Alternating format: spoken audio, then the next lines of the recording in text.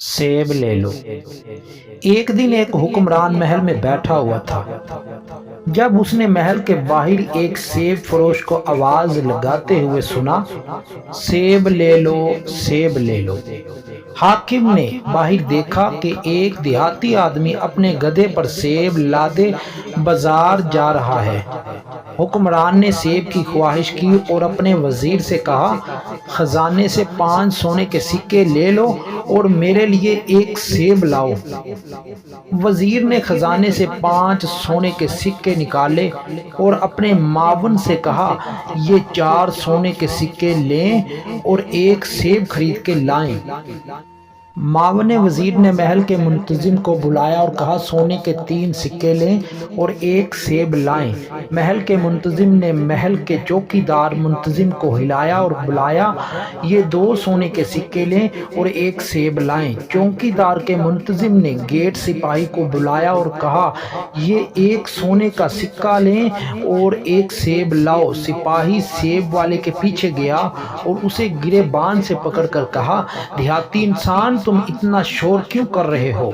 तुम्हें नहीं पता ये मुमलिकत बादशाह का महल है और तुमने दिल दहलाने वाली आवाजों से बादशाह की नींद में खलल डाला है। अब मुझे हुक्म हुआ है कि तुझे कैद कर दूं। सेब फरोश महल के सिपाहियों के कदमों में गिर गया और कहा, मैंने गलती की है जनाब, इस गधे का बोझ मेरी मेहनत के 1 साल का नतीजा है। ये ले लो, लेकिन मुझे कैद करने से माफ रखो। सिपाही ने सारे सेब लिए और आधे अपने पास रखे और बाकी अपने मुंतजिम अफसर को दिए और उसने उससे आधे रखे और आधे ऊपर के अफसर को दे दिए और कहा कि ये 1 सोने के सिक्के वाले सेब हैं। अफसर ने इन सेबों का आधा हिस्सा महल के मुंतजिम को दिया। उसने कहा कि इन सेबों की कीमत 2 सोने के सिक्के हैं। महल के मुंतजिम ने आधे सेब अपने लिए रखे और आधे असिस्टेंट वजीर को दे दिए और कहा कि इन सेबों की कीमत 3 सोने के सिक्के हैं। असिस्टेंट वजीर ने आधे सेब उठाए और वजीर के पास गया और कहा कि इन सेबों की कीमत 4 सोने के सिक्के हैं। वजीर ने आधे सेब अपने लिए रखे और इसी तरह सिर्फ 5 सेब लेकर हुक्मरान के पास गया और कहा कि ये 5 सेब हैं जिनकी मालियत 5 सोने के सिक्के हैं।